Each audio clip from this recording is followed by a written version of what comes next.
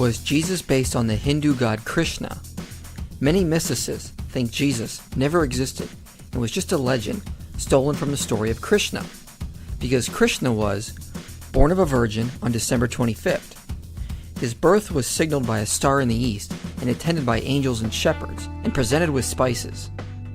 He was persecuted by a tyrant who slaughtered thousands of infants.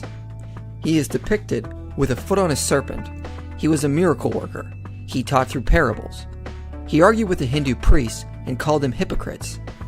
He had a beloved disciple, whose name translated to John. He was killed at the age of 30, rose from the dead, and ascended to heaven. It is said he will return to earth on a white horse to kill an evil prince. He was crucified on a tree between two thieves. He was said to be the lion of the tribe of Saki, and he was the second person of the Hindu Trimurti. So do we have proof Jesus was a mythic copy of the god Krishna? Well, for that to be true, some of these claims would have to be factually correct, but many of them are false or total distortions. First, Krishna was not born on December 25th. All evidence shows he was born in the summer, and he was not born of a virgin. His mother had 7 children prior to Krishna. Krishna was just said to have been conceived without sexual intercourse. There is no evidence of a star signaling his birth. There were Hindu angels at his birth, but not shepherds. They were cowherds. And no spices, just flowers divinely given from heaven. These next two are actually true. He was said to be persecuted by a tyrant who slaughtered infants, and he is depicted on a serpent. But Jesus is not depicted this way in the New Testament, nor do early Christians present him like this. This came about later from Christians, but it doesn't even parallel to Krishna, who is actually dancing on the head of a serpent with 1,000 heads in order to defeat it. Nothing like this ever happens in the Bible. Krishna was a miracle worker, but all deities are said to be, so this is too general to form any parallel. The next one is partially true. Krishna did teach, but not through parables. So generally just being a teacher is also way too general to make any type of parallel. It is also true Krishna did attack the Hindu priests for focusing too much on rituals. However, this next one is completely false. There is no evidence of a linguistic connection between these two names. John is just the English word for the name Yohanan and has no connection to India. Krishna was not killed around the age of 30. He lived to be well over 100. It is also false Krishna rose from the dead. After he died, his spirit just ascended into heaven, which is not a physical resurrection like what happened to Christ. It is a distortion of the myth to say Krishna is supposed to return on a white horse. A future incarnation of him is supposed to ride a white horse and kill all evildoers, which is similar to a view of how Christ will return. But this view of Christ is only one view in Christian eschatology.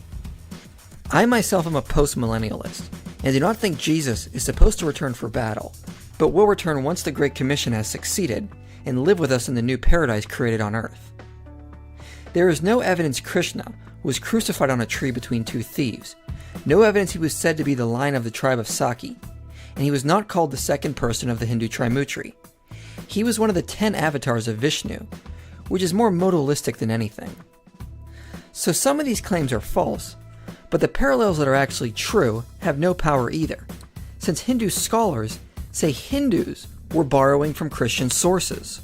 Some scholars believe that, except for the name, the Krishna cycle of stories has borrowed extensively from Christian sources, especially in relation to the birth, childhood, and divinity of Jesus. The great Orientalist, Sir William Jones, held that the spurious Gospels, which abounded in the first years of Christianity, found their way to India, and were known to the Hindus. According to others, Krishna's victory over Kaliya is a travested version of Christ's victory over Satan, the serpent. The German writer Weber held that Krishnaism was indebted to Christianity on the grounds that the worship of Krishna as the sole deity was a post-Christian phase in Hinduism, and the legend of his birth and the celebration of his birthdays, the honor paid to his mother, Devika, and his life as a herdsman all showed Christian influence. Summing up all the data, Hopkins says, considering how late are these Krishna legends in India, there can be no doubt that the Hindus borrowed the tales, but not in name. Dr. Edwin Bryant says these stories of Krishna that are similar to Christianity can only be dated as early as between the 4th and 6th century, with another scholar suggesting They may be as early as the 2nd century, which is still too late to say the Gospels were a copy of them. So in reality, there is some borrowing, but scholarship suggests it happened the other way around, which would make sense, since many of these stories about Krishna come from tales that postdate Jesus. So since that is the case, there is no evidence Jesus was just a myth based on Krishna.